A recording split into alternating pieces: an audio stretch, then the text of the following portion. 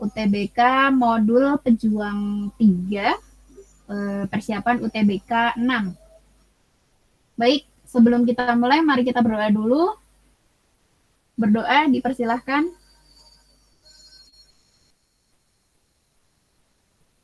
Berdoa selesai. Kemarin sampai nomor, bentar kakak share dulu ya. Ini.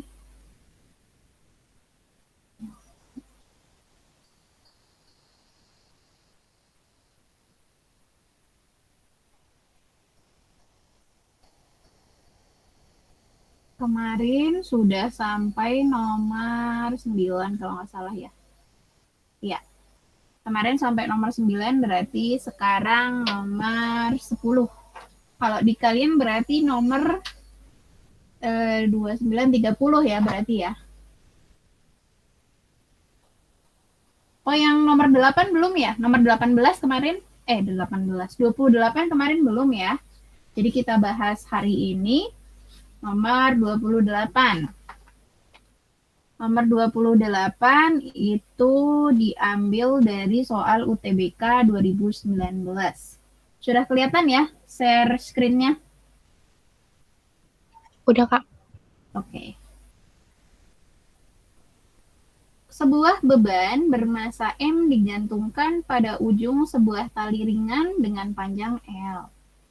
Beban disimpangkan ke kanan sampai titik A dengan ketinggian H. Berarti titik di sini adalah titik A, kemudian tingginya berarti dari titik setimbang adalah H. H dianggap ketinggian di titik setimbang adalah 0. Nah, ketika benda ini berada di bawah, paling bawah sini, berarti dia berada di titik setimbang. Berada di titik setimbang.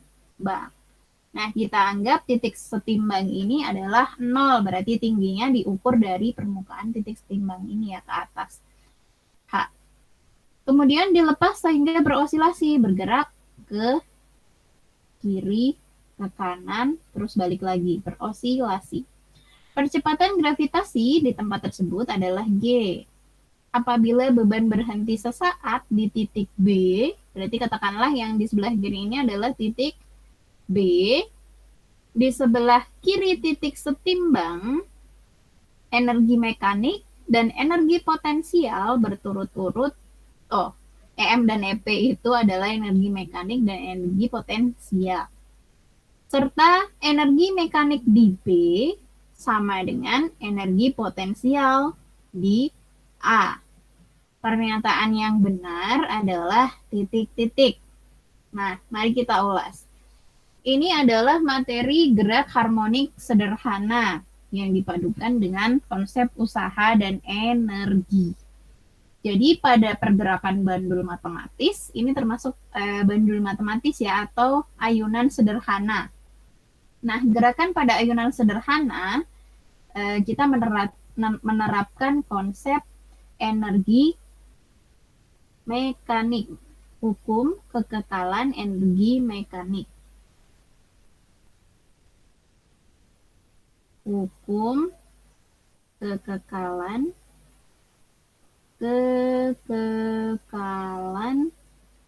energi mekanik. Cluenya di sini adalah apabila beban berhenti sesaat di titik B. Baik, kita ingat kembali ketika beban berhenti sesaat di titik B. Berarti artinya ketika di B dia diam sejenak kan? V0-nya, V-nya adalah 0. Berarti ketika benda berada di simpangan maksimum, sama saja dengan kecepatannya sama dengan 0 meter per second. Sehingga energi mekanik di B, EM di B, itu sama dengan energi potensialnya. Ketika di B, energi mekaniknya adalah hanya energi potensial. Padahal kita tahu ya, kalau energi mekanik itu energi mekanik terdiri dari energi potensial ditambah energi kinetik. Nah, sementara hukum kekekalan energi mekanik berbunyi ketika di suatu titik benda berada di suatu titik, besar energi mekaniknya adalah kekal. Berarti kalau di sini di B, energi mekanik di B sama dengan energi mekanik ketika di titik setimbang. Nah, sekarang kita lihat di A. Nah, ketika di A, dia simpangannya juga maksimum ya. Ketika di A, dia awal mula dia disimpangkan kan di titik A. Berarti mula-mula bendanya ketika di titik A, diam juga kan. Berarti VA, V di titik A ini adalah 0. Sehingga sama halnya dengan di titik B. Energi mekanik di A sama dengan energi potensialnya. Jadi, energi mekanik di B sama dengan energi mekanik di A. Ya, dari sini kesimpulannya adalah energi mekanik di A sama dengan energi mekanik di B. Sama aja ya. Nah, itu yang disebut dengan hukum kekekalan energi mekanik. Nah, kita lihat sekarang. Pada gerak harmonik sederhana, di sini, nah geraknya kan gerak harmonik sederhana.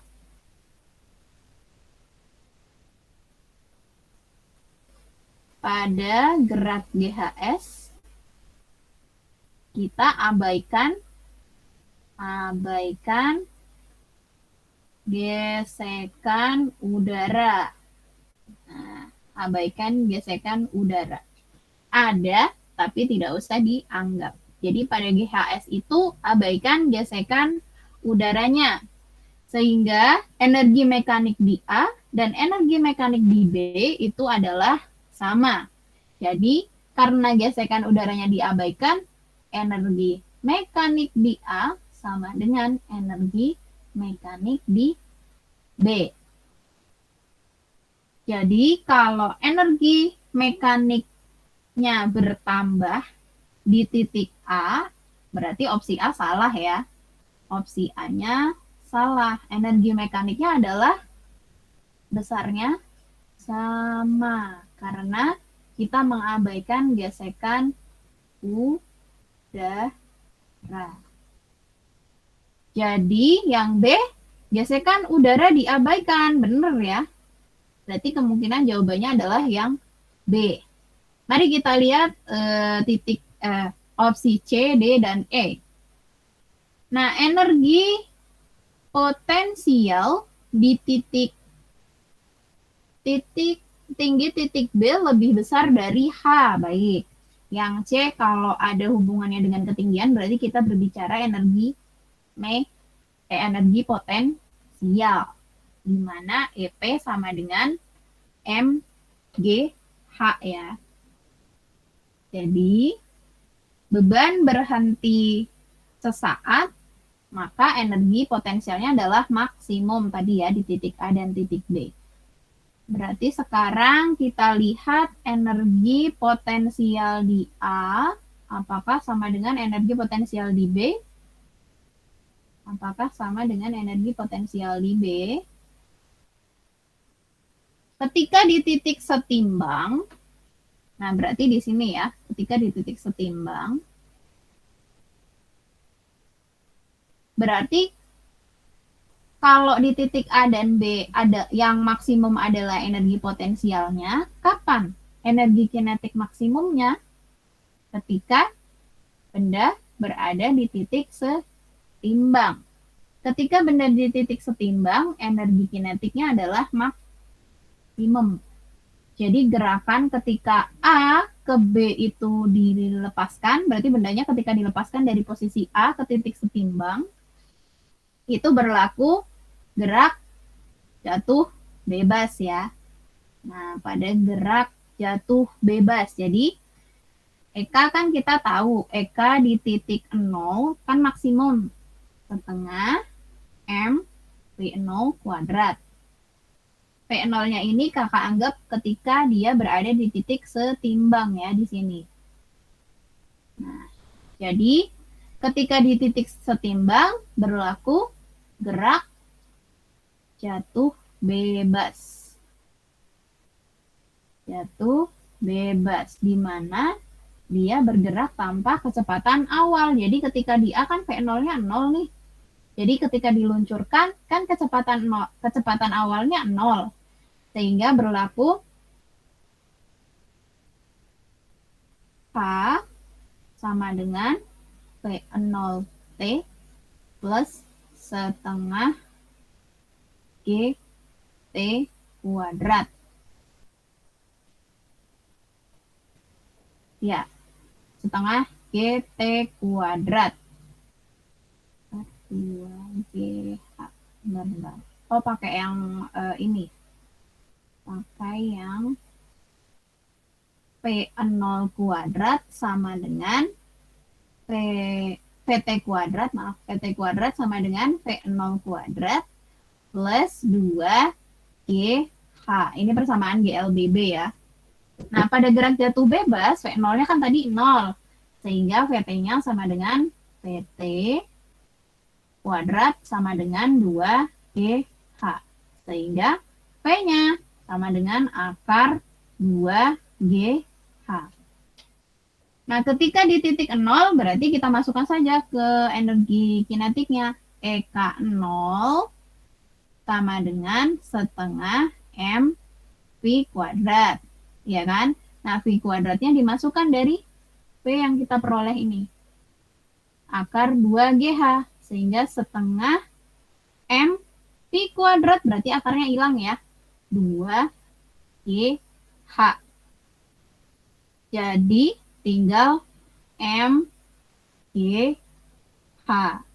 Jadi ketika di titik setimbang,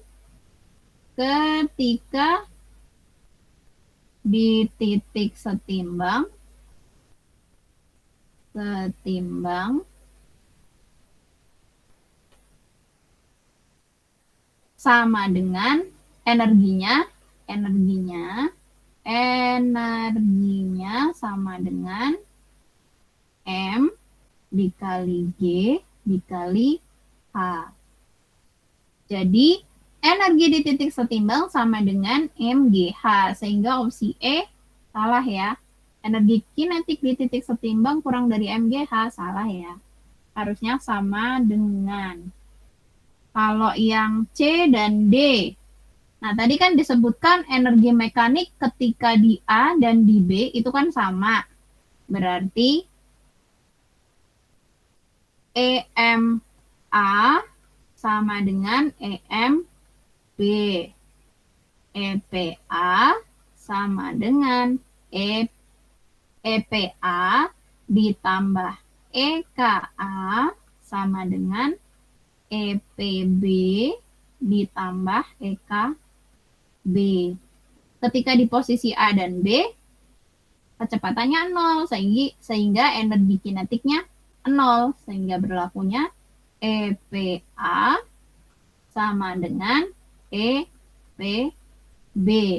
Nah, kita tahu kalau EP itu kan M dikali G dikali HA di sini sama dengan M dikali G dikali HB. Jadi kesimpulannya HA sama dengan HB. Jadi untuk opsi E, tinggi B lebih dari H. Salah ya. Tinggi B itu sama dengan tinggi A. HA sama dengan HB. Di mana HA tadi kan H. Berarti salah ya, opsi C sudah jelas. EPB kurang dari EPA. Salah juga karena EPB sama dengan EPA. Jadi jawabannya adalah yang B.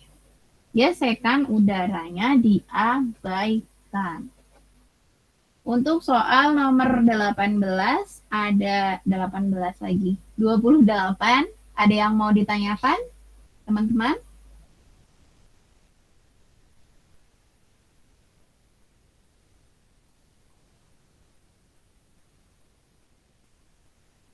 Cukup?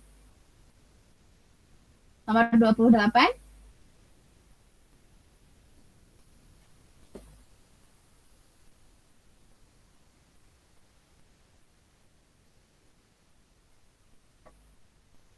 Baik, kalau cukup kita lanjut ke soal yang berikutnya. Ya, soal nomor 10. Kemarin 9 udah ya. Kita ke skip nomor 8 kemarin. Nomor 10 diambil dari UTBK 2019 juga. Partikel bermuatan plus Q yang bergerak dengan kecepatan v memasuki daerah bermedan magnetik konstan B melalui titik 0 seperti ditunjukkan pada gambar. Arah medan magnetik B ke atas. Ya, ini ya. B. B itu apa sih? B itu medan magnet. D adalah medan magnet.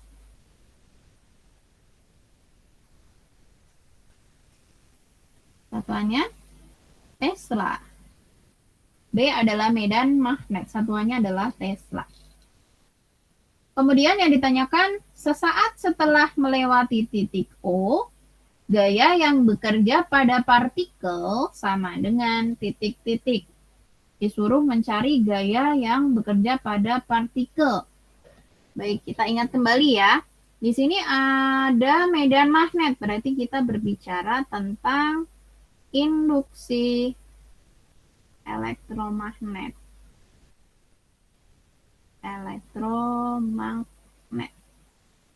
Di mana induksi elektromagnet ini kita berbicara tentang gaya Lorentz ya, gaya yang bekerja pada bidang berbidang, kemudian ada magnetnya di sini dipengaruhi oleh gaya magnet.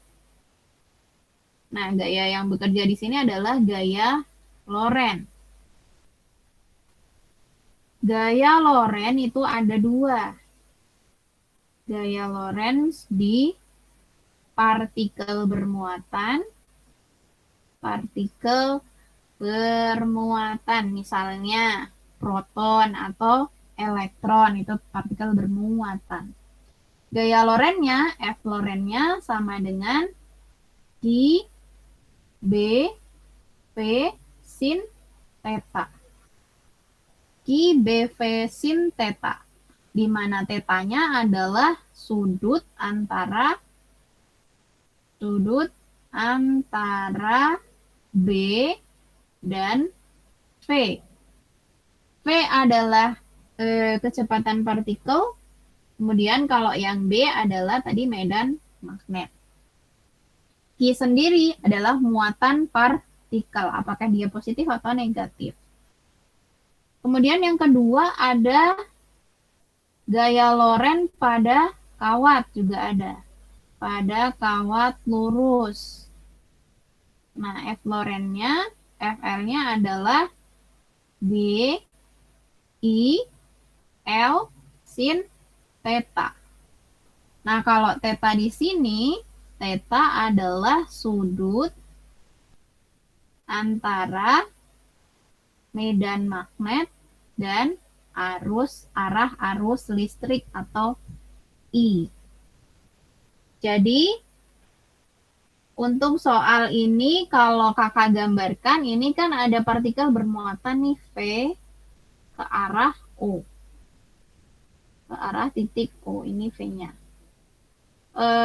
V ini siapa yang berjalan? Muatan positif ya, positif Q, bergerak dengan kecepatan V. Berarti, oh ya, B-nya ke sini ya, B-nya ke atas, ini B-nya. Nah, kalau kakak perpanjang kedua garis ini,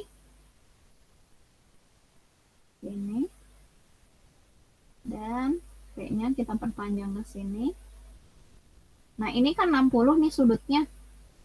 Sudutnya kan 60 ya.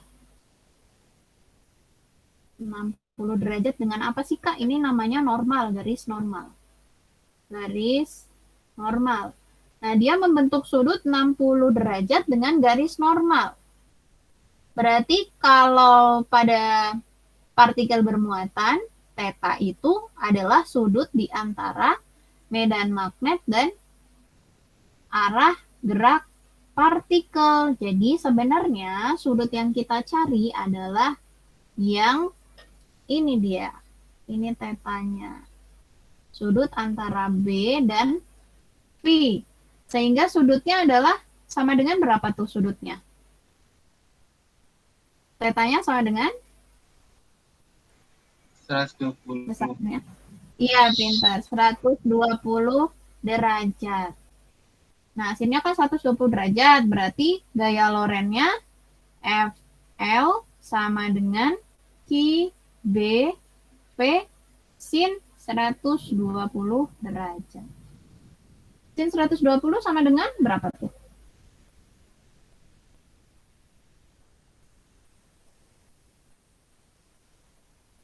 Sin 120, ingat kembali tentang kuadran nih. Di matematika ada ya. Ada kuadran 1, 2, 3, 4 ya. Ini 0, ini pi atau 90, kemudian ini 180, 270, dan balik lagi ke sini 360 atau 0 ya.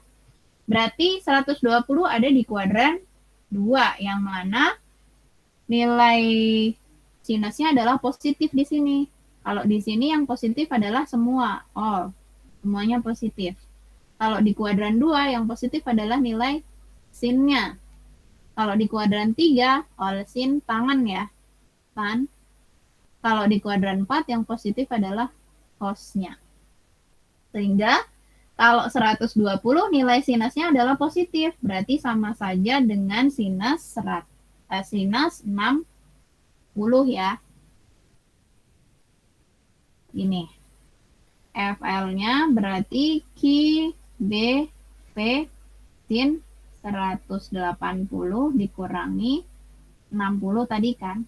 Berarti dia sinus 60 derajat. FL-nya sama dengan Q, B, V sinus 60 ke tengah akar 3 ya. Jadi gaya Lorentz-nya FL-nya adalah akar 3/2 Q, B, V. Jawabannya yang C. Ingat kembali, sudut yang dibentuk adalah antara B dan V ya. Berarti sudutnya itu sebenarnya yang 120 ini.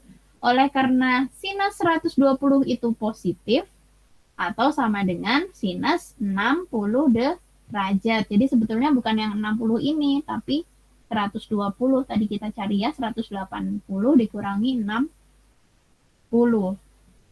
Gitu.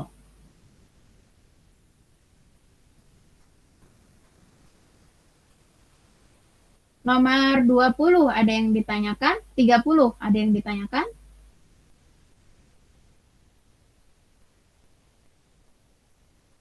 Belum? Baik. Kalau belum kita berbicara ke nomor 11. Nomor 11 itu ada kaitannya dengan nomor 10.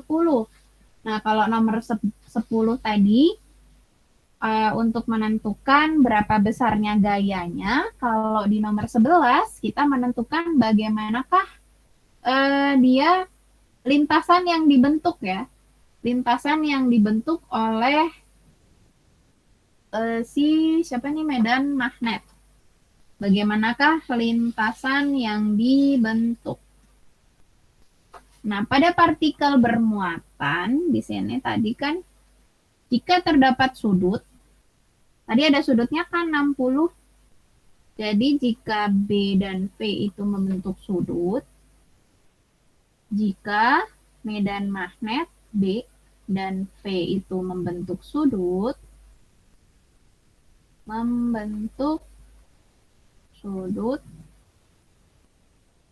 maka lintasannya adalah berupa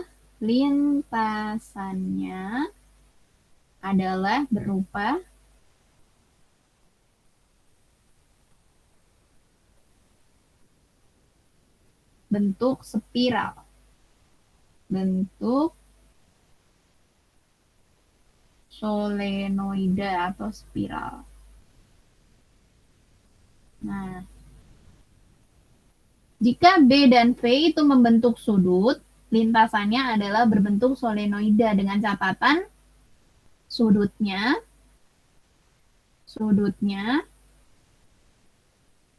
tidak tegak lurus. Tidak tegak lurus atau 90 derajat dengan B. Berarti dari arah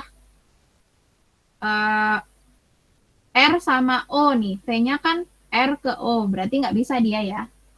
Kalau misalnya sudutnya 90 derajat artinya tegak lurus. Artinya di bidang R dan O, datangnya dari R dan O. Berarti lintasannya bukan spiral, tapi lingkaran. Karena dia menuju pusat lingkaran di sini. Kalau tegak lurus. Nah, kalau sejajar begitu juga ya, kalau sudutnya itu sejajar, sudutnya sejajar dengan B ke atas ini, berarti lintasannya bukan berupa spiral juga ya. Nah, ini khusus untuk jika B dan V membentuk sudut yang besarnya tidak tegak lurus dan tidak sejajar dengan B. Maka lintasannya adalah spiral. Nah, spiralnya kemana? Ini tadi V-nya. Datangnya membentuk sudut 60 derajat dengan garis normal. Terus, ini B-nya. Ini B-nya. Ini B, kemudian ini arah gerak muatan positif Q tadi ya, V. Kalau kakak perpanjangnya seperti ini menjelaskan gambar. Jadi bidang PQRS ya, ketika digambarkan itu, kalau ini adalah garis SQ, berarti lintasannya berbentuk spiral begini. Nah, begini. Berbentuk spiral dengan sumbu sejajar medan magnet yang lintasannya berarti tegak lurusnya sama OQ dan OR. Di sini bidangnya. Nah, OQ dan OR. Pas di sini kan. Ini OQ, ini miring. Nah,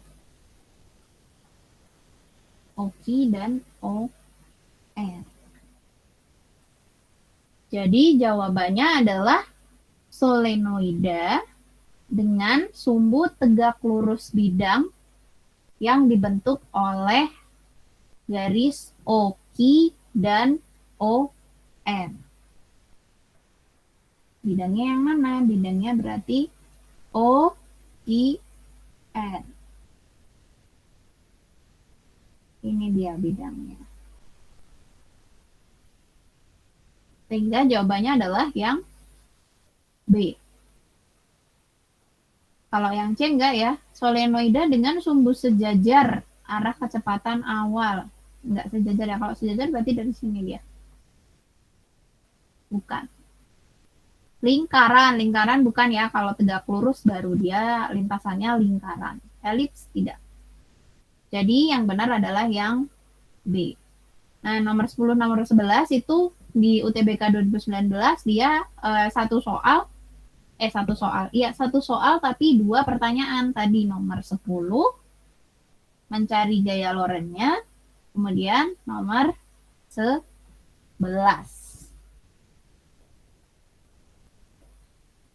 Sampai sini ada yang mau ditanyakan, teman-teman?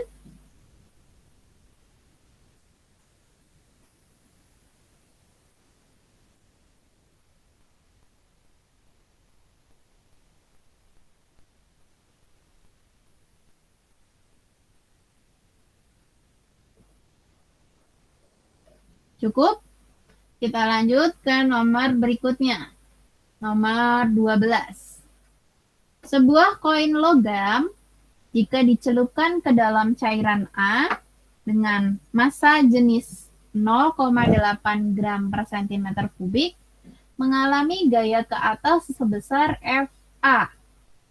Dan jika dicelupkan ke dalam cairan B dengan massa jenis cairan B adalah 0,7 gram per cm kubik mengalami gaya Archimedes sebesar FB.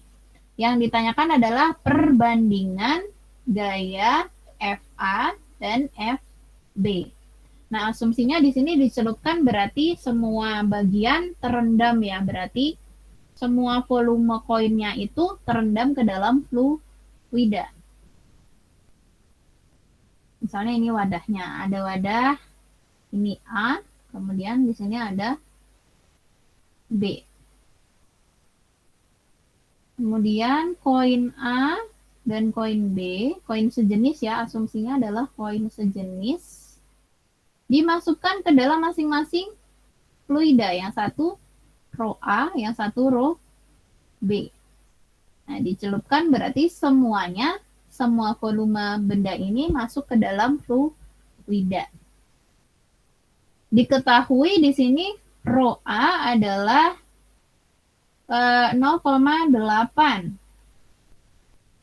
Rho A sama dengan 0,8 gram per centimeter kubik. Rho B sama dengan 0,7 gram per centimeter kubik. Nah, Rho A bekerja gaya ke atas, yaitu FA, kemudian Rho B, benda ini mengalami gaya ke atas sebesar FB. Kita ingat kembali tentang gaya apung. Gaya apung atau gaya Archimedes. Gaya apung atau FA. FA ini disebut juga dengan gaya Archimedes, sama aja. Gaya Archimedes. Yang besarnya adalah FA sama dengan, ada yang masih ingat? FA sama dengan?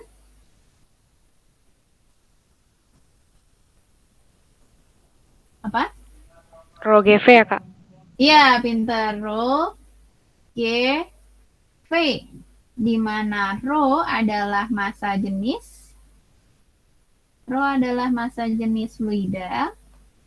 Satuannya kalau dalam SI kilogram per meter kubik. Kalau di sini gram per centimeter kubik. Oke, nggak apa-apa.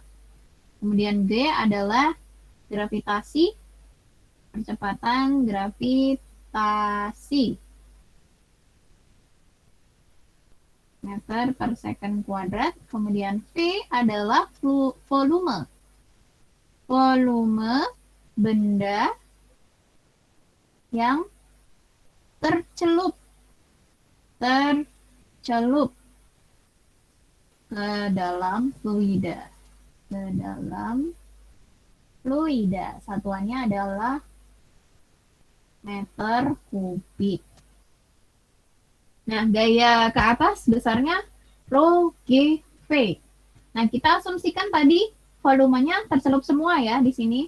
Tercelup semua, sehingga kalau kita bandingkan gaya ke atas yang bekerja di A dan gaya ke atas yang bekerja pada B sama dengan Rho A dikali G dikali V A dibagi per Rho B dikali G dikali VB, sorry. Nah, di sini asumsinya bendanya ini tercelup semua, sehingga VA dan VB kita anggap sama. Berarti kita eliminasi. Dan benda berada pada tempat yang sama, sehingga gravitasinya juga bisa kita eliminasi. Jadi, persamaannya menjadi VA banding VA. FA banding FB sama dengan Rho A. Rho A-nya 0,8 banding 0,7. Sehingga FA banding FB-nya sama dengan 8 banding 7. Jawabannya yang E. Mudah ya. Berarti yang kita ingat adalah gaya Archimedes. Nah, ini di materi fluida juga, tapi di fluida statis. Kalau biasa yang kita bahas tentang Bernoulli dan asas kontinuitas, itu fluida dinamis yang bergerak, punya kecepatan. Kalau ini dia steady, diam ya, diam di suatu wadah, sehingga kita anggap ini sistem yang diam. Jadi namanya fluida statis. Nomor 12 adalah soal tentang fluida. Lanjut ke nomor berikutnya. Ada pertanyaan nomor 12?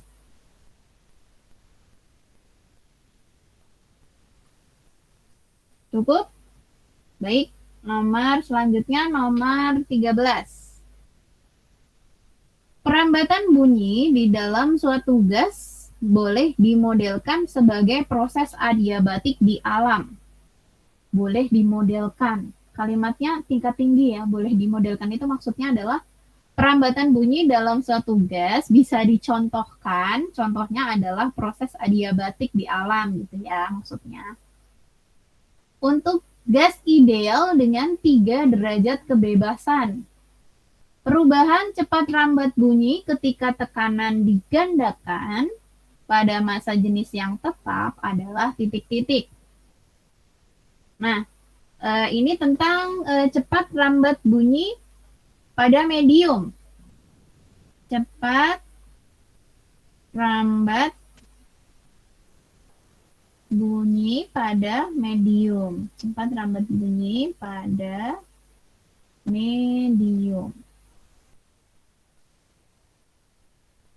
Cepat rambat bunyi pada medium dibagi menjadi 3 pada zat padat. Yang pertama ada pada zat padat, di mana persamaannya adalah P sama dengan akar F dibagi mu.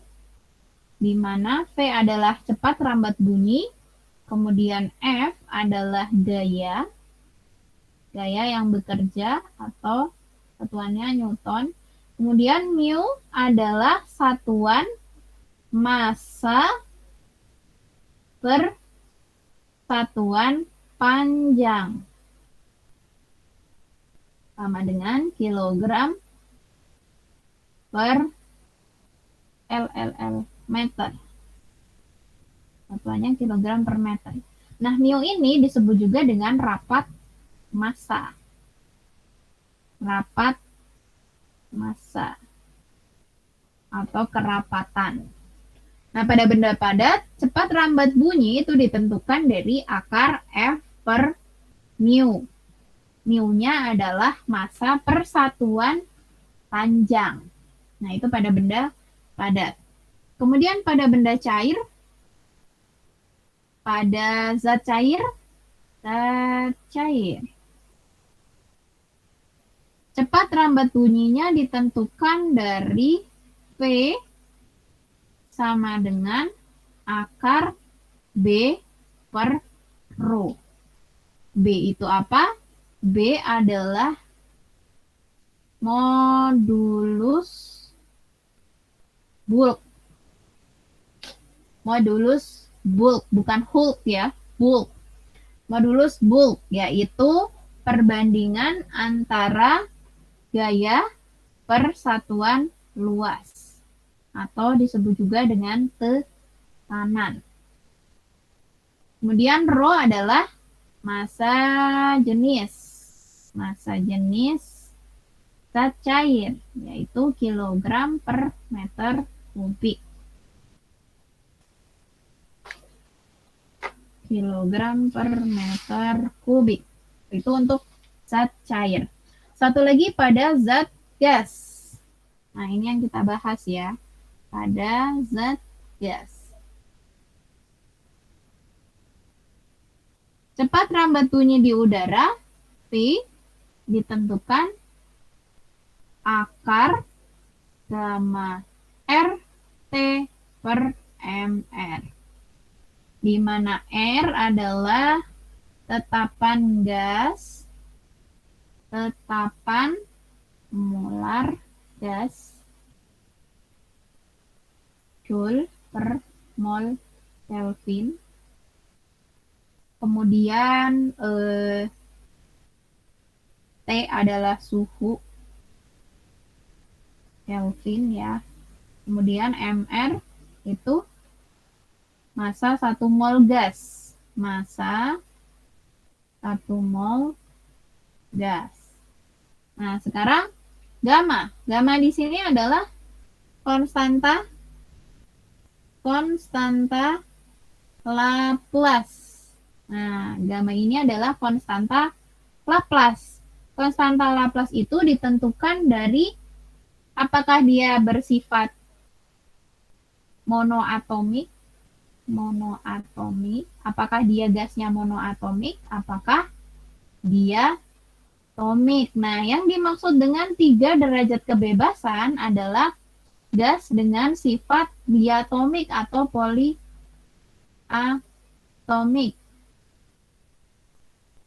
Nah, gas yang sifatnya adalah diatomik atau poliatomik di sini, konstanta Laplace-nya gamma ditentukan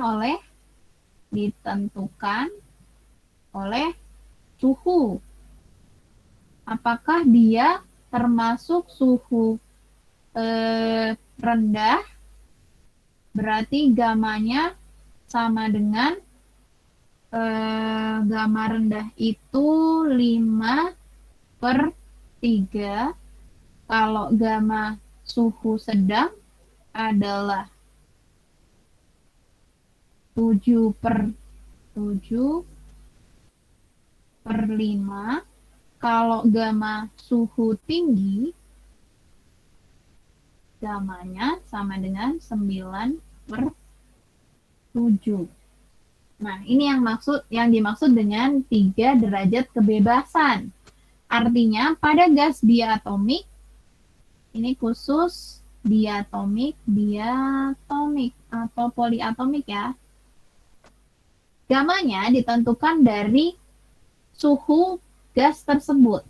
Jadi apakah dia berada di suhu rendah, apakah dia berada di suhu sedang, apakah dia berada di suhu tinggi. Pada zat gas selain akar gamma RT per MR, bisa juga kita tentukan dengan P sama dengan atau P sama dengan akar gamma P per rho. Nah, bisa ditentukan dengan akar gamma P per rho. Nah, kalau kita pakai akar gamma P per rho, T sama dengan akar gamma P per rho. Di sini P adalah tekanan, kalau rho tadi massa jenis. Rho adalah massa jenis. Nah, jadi kalau tekanan meningkat di sini di soalnya perubahan cepat rambat bunyi ketika tekanan digandakan, maksudnya 2 kali lipat berarti ya. Digandakan di sini maksudnya adalah 2 kali lipat. Nah, jika 2 kali lipat pada massa jenis yang tetap, berarti rho-nya adalah tetap. Kalau V-nya 2 kali, 2V, berarti bagaimanakah dia P-nya? Kalau tekanannya 2 kali, bagaimanakah V-nya ya? Jadi kalau di sini bisa kita lihat dari rumus ini, V dengan P, dengan akar P itu adalah sebanding. P dan V adalah sebanding. Berarti kalau tekanannya digandakan 2 kali, berarti 2P. Nah, V-nya kan menjadi akar 2P kan? Akar 2P ya. akar 2P. Jadi kalau P-nya digandakan 2 kali, maka cepat rambat bunyi akan meningkat dengan faktor akar 2 ya. Ini kan sama aja, P sama dengan akar 2 dikali akar P. Nah, asalnya kan tadi P sebanding dengan akar P kan asalnya ini. Jadi dia meningkat akar 2 kali. Akar 2 kalinya, jawabannya yang A. Meningkat dengan faktor akar 2. Untuk nomor 13. Nah, ini kan perlambatan bunyi di benda padat kan. Nah, kalau kita contohkan pada benda padat ini pada benda zat gas ya, pada zat gas. Nah, ada juga contohnya di modul ini nomor 15 itu kalau dia merambat 15 mana ya tadi soal di nomor 18, maaf kakak loncat ya ke nomor 18. Kalau dia mediumnya adalah zat padat. Sebelum kakak lengkap ke nomor 18, apakah ada pertanyaan teman-teman nomor 13?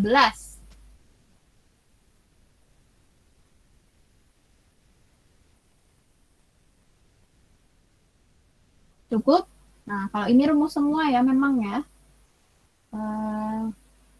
Karena percobaannya itu jarang dikembangkan, jadi dia rumus semua. Pada cepat rambat bunyi pada zat padat, zat cair, dan zat gas. Jadi, pada zat padat adalah ini. Pada zat cair, P sama dengan akar B per rho. Kemudian pada zat gas, P sama dengan gamma RT per MR. Ini kalau pada teori kinetik gas nih. Atau bisa juga gamma P per rho. P adalah tekanan, rho adalah massa jenis. Baik, kalau tidak ada pertanyaan, nomor 13 kakak lengkap ke nomor 18, di mana nomor 18 ini mencontohkan cepat rambat bunyi di benda padat. Bisa kita lihat nomor 18 ini ya. Ini. Nah, sebatang kawat panjang dengan panjang L mempunyai rapat seragam. Nah, rapat seragam di sini tadi adalah kerapatan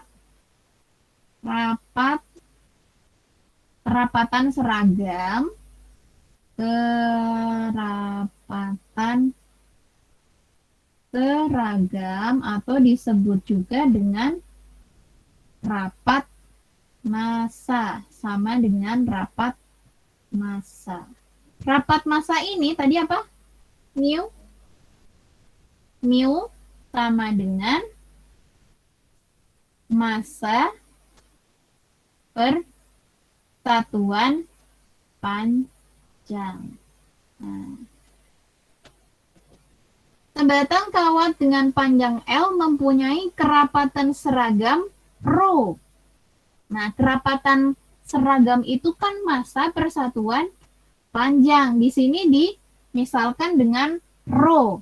Jadi, mu itu sama dengan rho ya, kalau dari soal. Dari soal, mu itu sama dengan rho. Dengan tegangan T sepanjang kawat dengan menjepit kedua ujungnya. Jika N adalah bilangan bulat positif, maka pada kawat ini bergetar pada frekuensi titik-titik.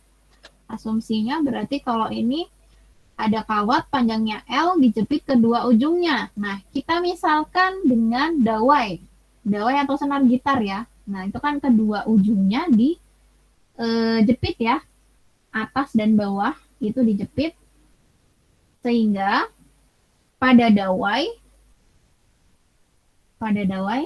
nah ini seperti ini. Kalau pada nada dasar pertama, gelombang yang terbentuk adalah yang sebelah kiri, yang paling kiri. Jadi L-nya sama dengan L-nya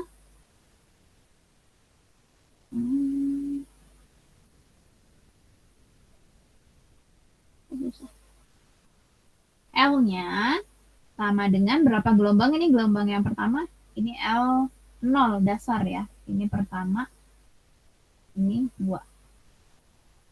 Pada nada dasar, oh gini aja. Ini nada dasar. Kemudian ini nada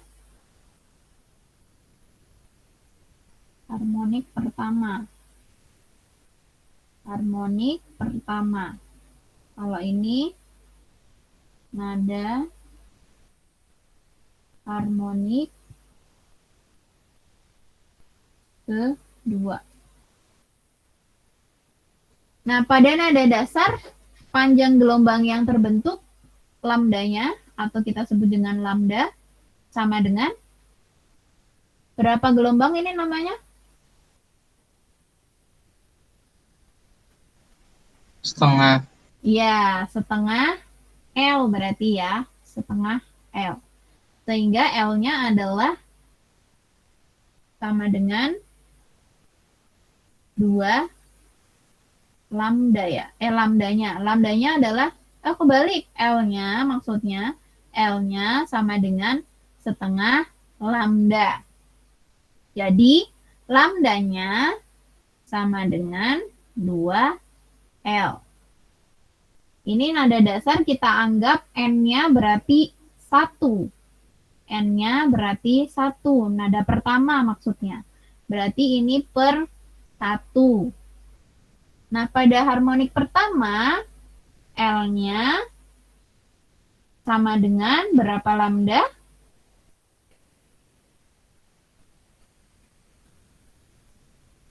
L-nya adalah 1 lambda. Segini kan setengah. Berarti kalau 2 ini kan perut ya. 2 perut atau 2 gunung berarti dia adalah lambda. Kalau kakak tulis lambda berarti 2L per 2. Boleh ya? 2L per 2 kan sama dengan lambda sama dengan L. Nah, ini ketika N-nya sama dengan 2. Artinya dia bergetar harmonik ke 2. Nah, ketika kedua dia N-nya kan 2. Jadi 2L per 2. Nah, pada nada harmonik yang berikutnya, pada nada kedua, berarti L-nya itu sama dengan ini berapa lambda? 3/2. Ya, 3/2 lambda. Sehingga lambdanya sama dengan 2/3L atau 2L per 3. Ini untuk N sama dengan 3. Nah, ketika nada dasar dia bergetar harmonik.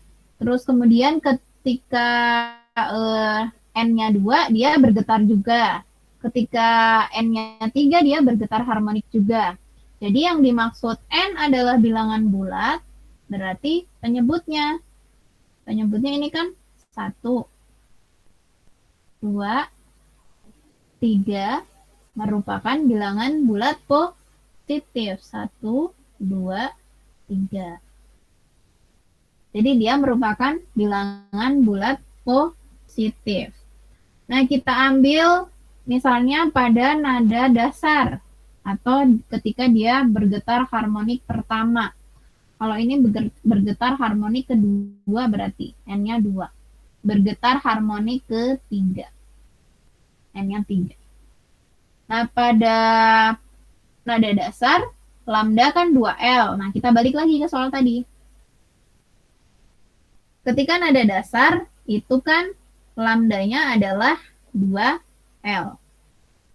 Berarti lambda sama dengan 2L per N. Nah, N-nya ini ditentukan apakah dia bergetar harmonik pertama, kedua, atau ketiga, dan seterusnya. Jadi, rumus umumnya adalah lambda adalah 2L per N.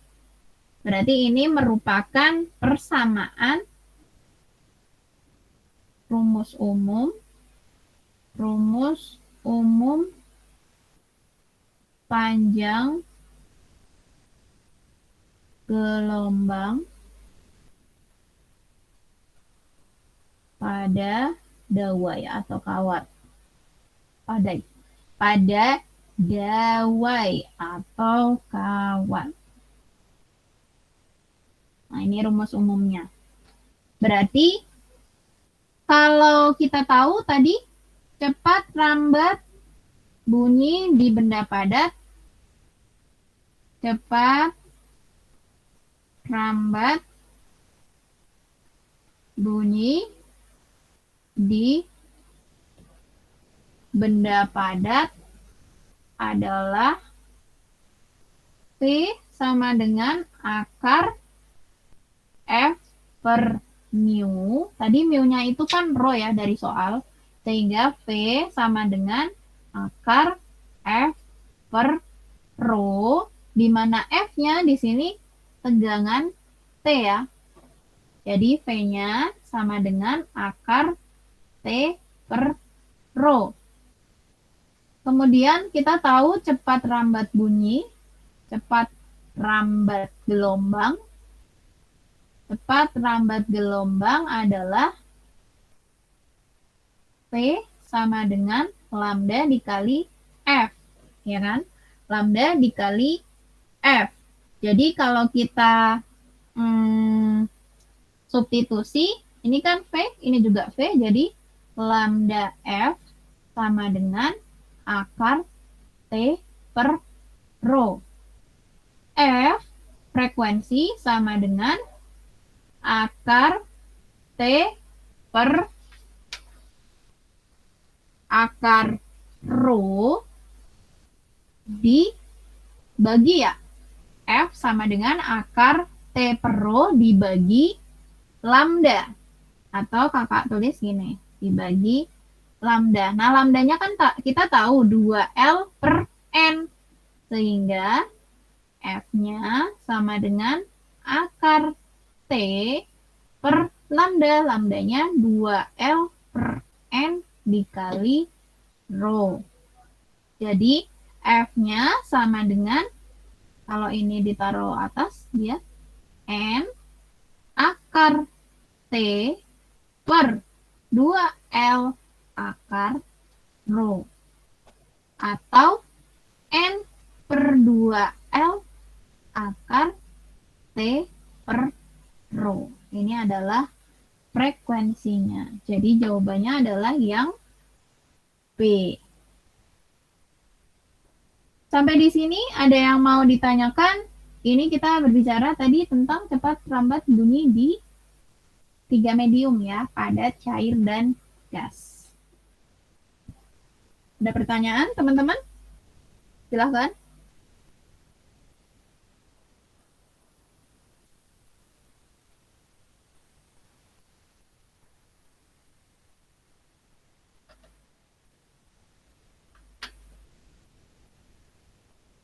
Cukup? Baik, kalau cukup, kakak sudahi ya sampai di sini, teman-teman. Jangan patah semangat ya belajarnya. Semoga sukses. Salam dari kakak. Doa dari kakak juga. Semoga kalian lancar nanti ngerjainnya ya. Cukup sekian dulu. Assalamualaikum warahmatullahi wabarakatuh. Waalaikumsalam, makasih Kak. Ya, sama-sama. Ya. Terima kasih Kak. Ya, sama-sama.